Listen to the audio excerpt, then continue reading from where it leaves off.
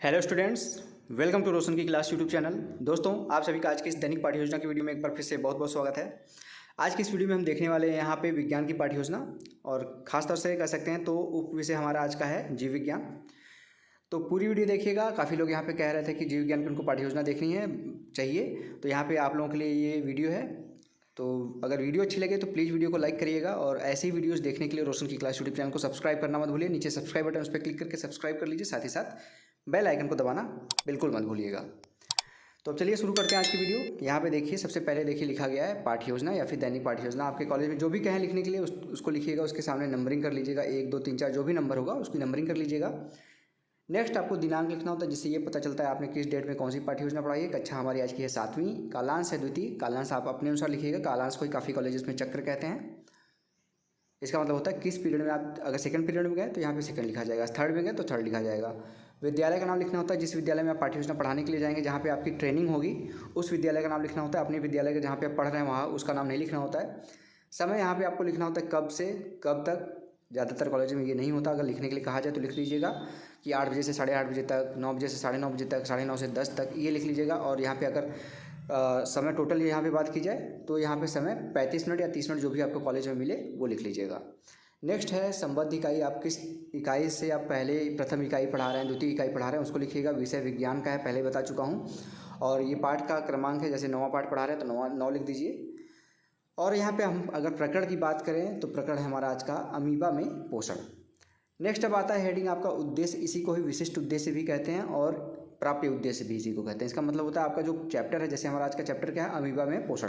तो ये चैप्टर पढ़ाने के बाद बच्चों में किस किस नॉलेज का उनके अंदर डेवलपमेंट होगा उसके बारे में लिखना होता है। दूसरी तरफ यहाँ पे कॉलम बनाना होता है अपेक्षित व्यवहारगत परिवर्तन, आप उनके अंदर क्या व्यवहार परिवर्तन देखना चाहते हैं। तो यहाँ पे उद्देश्य में पहली पॉइंट है, हेडिंग है ज्ञानात्मक। इसमें देखिए लिखा गया छात्र अमीबा में पोषण का प्रत्यास्मरण कर सकेंगे। दूसरा पॉइंट है छात्र अमीबा में पोषण का प्रत्याभिज्ञान कर सकेंगे। दूसरा है अवबोध। इसमें पहला पॉइंट लिखा गया है छात्र अमीबा में पोषण की व्याख्या कर सकेंगे। दूसरा पॉइंट है छात्र अमीबा में पोषण को समझ सकेंगे।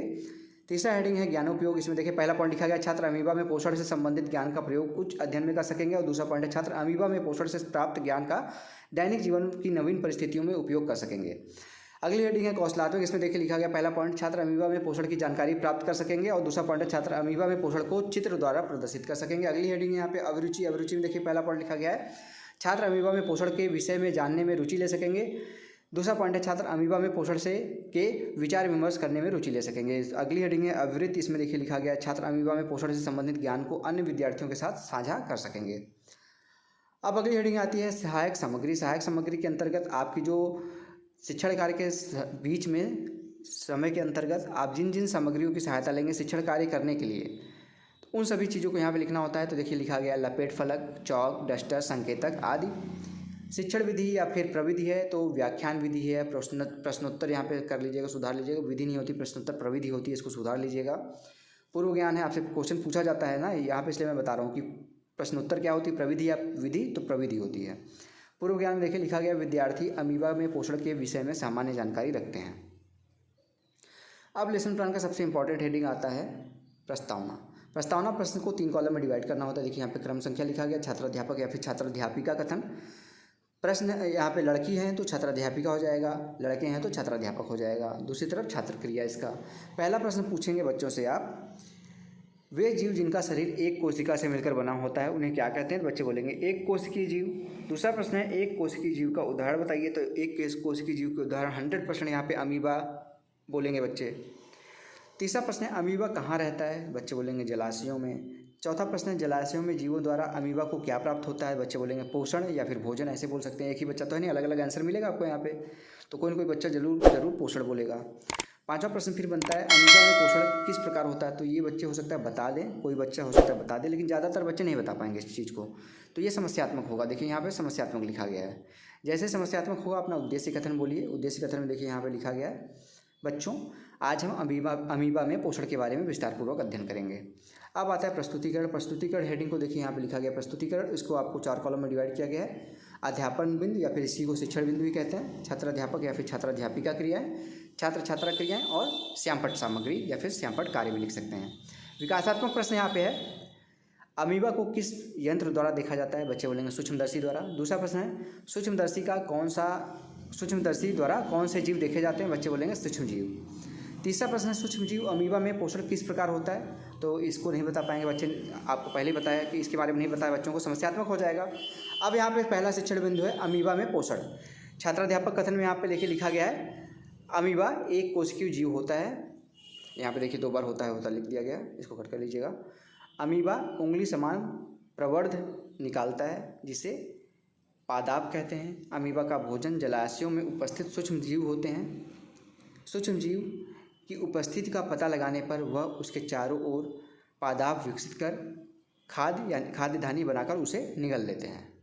छात्र वाले कॉलम में देखिए लिखा गया यहाँ पे छात्रा ध्यानपूर्वक सुनेंगे तथा मुख्य बिंदु को अपनी अभ्यास पुस्तिका में लिखेंगे, ऐसे लिख लीजिएगा। और श्यामपट्ट कार्य में जो आपने यहाँ पे पढ़ाया ना, व्याख्या दी है, उसमें से इंपॉर्टेंट पॉइंट जो है उसको श्यामपट्ट पे लिख सकते हैं। ब्लैक पेपर ले लीजिएगा, ब्लैक चार्ट पेपर, उसके ऊपर व्हाइट स्पार्कल पेन से आप लिख सकते हैं। अमीबा द्वारा जीवों को अंतर्ग्रहित करने हेतु उनके चारों ओर पादप बनाकर उन्हें निगल लिया जाता है।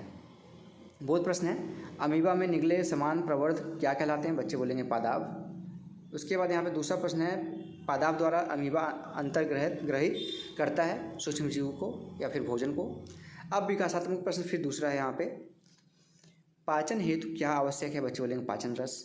दूसरा प्रश्न है पाचन रस अमीबा में कहाँ स्रावित किए जाते हैं, बच्चे बोलेंगे खाद्य धानी में। तीसरा प्रश्न है खाद्य धानी में पाचन यहाँ पे क्रिया कृत्य कितने प्रकार के होते हैं, तो यहाँ पे ये बच्चे नहीं बता पाएंगे, तो अब दूसरा शिक्षण बिंदु हो जाएगा खाद्य धानी में पाचन। छात्राध्यापक कथन में देखिए लिखा गया है खाद्य धानी में पाचन रस स्रावित होते हैं, ये खाद्य पदार्थ पर क्रिया कर उन्हें सरल पदार्थों में बदल देते हैं। पाचित भोजन का अवशोषण हो जाता है। अवशोषित पदार्थ वृद्धि रख रखाव एवं गुणन हेतु अमीबा द्वारा उपयोग में लाए जाते हैं। छात्र वाले कॉलम में सेम चीज़ लिखा गया है, छात्र ध्यानपूर्वक सुनेंगे तथा मुख्य बिंदु को अपनी अभ्यास पुस्तिका में लिखेंगे, इस तरीके से लिख दीजिएगा। श्यामपट्ट पे देखिए लिखा गया अमीबा में खाद्य धानी में पाचन रस स्रावित किए जाते हैं जो भोजन का खाद्य धानी में पाचन कर देते हैं। फिर से यहाँ पे आएगा बहुत प्रश्न में देखिए यहाँ पे पहला प्रश्न है पाचन रस खाद्य पदार्थों के में क्रिया कर उन्हें किसमें बदल देते हैं, बच्चे बोलेंगे सरल पदार्थों में। दूसरा प्रश्न है पाचन के बाद भोजन का क्या होता है, बच्चे बोलेंगे वो अवशोषित हो जाते हैं। फिर से विकासात्मक प्रश्न तीसरे शिक्षण बिंदु के लिए वृद्धि व रखरखाव हेतु कौन सा भोजन काम में आता है, बच्चे बोलेंगे अवशोषित भोजन। दूसरा प्रश्न है अवशोषित भोजन के अतिरिक्त बिना पचा भोजन क्या कहलाता है, बच्चे बोलेंगे अपचयित भोजन। तीसरा प्रश्न है अपचयित भोजन का निष्कासन अमीबा किस प्रकार करता है, ये समस्यात्मक हो जाएगा। अब यहाँ पे शिक्षण बिंदु तीसरा लिखिए अपचयित भोजन का निष्कासन। छात्राध्यापक कथन में इसकी व्याख्या करेंगे बिना पचा भोजन यानी जिसको अपशिष्ट कहते हैं खाद्य धान्यों द्वारा बाहर निकाल दिया जाता है। इस पदार्थ को बहिर्क्षेपण अपशिष्ट कहते हैं। छात्र वाले कॉलम में लिखा गया, छात्र ध्यानपूर्वक सुनेंगे तथा मुख्य बिंदु को अपनी अभ्यास पुस्तिका में लिखेंगे। और श्यामपट्ट पर लिखा गया बिना पचा भोजन खाद्य धान्यों द्वारा बाहर निकाल दिया जाता है, इसे पदार्थ को बहिर्क्षेपण अपशिष्ट कहते हैं। यहाँ पे हो गया। अब यहाँ पे आता है इसका बोध प्रश्न देखिए पहला प्रश्न है अपशिष्ट किस विधि द्वारा बाहर निकाले जाते हैं, बच्चे बोलेंगे बहिर्क्षेपण विधि द्वारा। दूसरा प्रश्न है यहाँ पे बिना पचा भोजन कहाँ इकट्ठा होता है, बच्चे बोलेंगे खाद्य धानी में।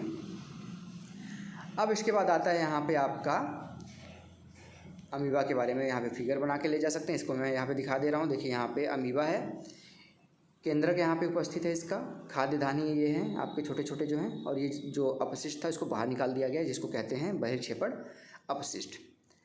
अब आता है यहाँ पे पुनरावृत्ति एवं मूल्यांकन प्रश्न। पुनरावृत्ति वाले प्रश्न देखिए यहाँ पे 4 प्रश्न पूछा गया है। पहला प्रश्न है अमीबा में भोजन पकड़ने हेतु कैसी संरचना होती है। दूसरा प्रश्न है अमीबा में पूर्ण पाचन के तंत्र किसमें उपस्थित होता है। तीसरा प्रश्न है अमीबा में पोषण को समझाइए। और चौथा प्रश्न है अपशिष्ट का निष्कासन अमीबा किस प्रकार करता है। लास्ट में आता है यहाँ पे गृह कार्य बच्चों को घर से करके लाने के लिए होमवर्क जरूर देना चाहिए, जिससे बच्चे घर पे जाएं और आपके द्वारा किए गए कार्य पढ़ाए गए चीज़ों को वो घर पे रिवाइज करें। और आपका जो उद्देश्य था कि ये चैप्टर पढ़ाने के बाद बच्चे क्या क्या सीखेंगे, उनके अंदर क्या परिवर्तन होगा, वो परिवर्तन तभी हो पाएगा अच्छे तरीके से जब बच्चे घर पे जाके रिवाइज करेंगे। और एग्जामिनर भी देखता है कि आप जो पढ़ा रहे हैं उसके बाद गृह कार्य देते हैं कि नहीं देते, क्योंकि पढ़ाते समय आप नर्वस होते हैं, और नर्वस होते हैं जब, तो लास्ट वाला काम जैसे पढ़ा लिया आपको लगा हमारा काम हो गया, और वो तुरंत आप डस्टर से रफ किए अपने बोर्ड को और चल दिए क्लास में बैठ गए। तो ऐसा नहीं करिएगा, जब पढ़ा लीजिएगा थोड़ा सा कंसंट्रेट होकर गृह कार्य जरूर दीजिएगा, जिससे टीचर समझ आए कि हाँ आपने अच्छे तरीके से सारी चीज़ें की हैं। तो यहाँ पे देखिए गृह कार्य में दिया गया प्रश्न खाद्य धान्य में पाचन क्रिया को समझाइए। तो दोस्तों ये था आज का लेसन प्लान। अगर इस लेसन प्लान की पीडीएफ आप लोगों को चाहिए तो रोशन की क्लास टेलीग्राम चैनल से जाकर बिल्कुल फ्री में डाउनलोड कर सकते हैं। और ऐसी वीडियोस देखने के लिए आप रोशन की क्लास यूट्यूब चैनल को सब्सक्राइब कर लीजिए, जिससे मैं आप लोगों के लिए कोई वीडियो यहाँ पे अपलोड करूँ उसके बारे में आपको बिल्कुल फ्री में सबसे पहले पता चलता रहे। और इसके अलावा अगर आप लोगों को कोई पाठ योजना चाहिए तो आप नीचे कमेंट बॉक्स में कमेंट करके बता सकते हैं। मैं 1 से 2 दिन के अंदर आप लोगों की वीडियो रोशन की क्लास यूट्यूब चैनल के माध्यम से आप तक पहुँचा दूँगा। तो फ्रेंड्स मिलते हैं नेक्स्ट वीडियो में, तब तक के लिए आप सभी का बहुत बहुत धन्यवाद। जय हिंद, वंदे मातरम।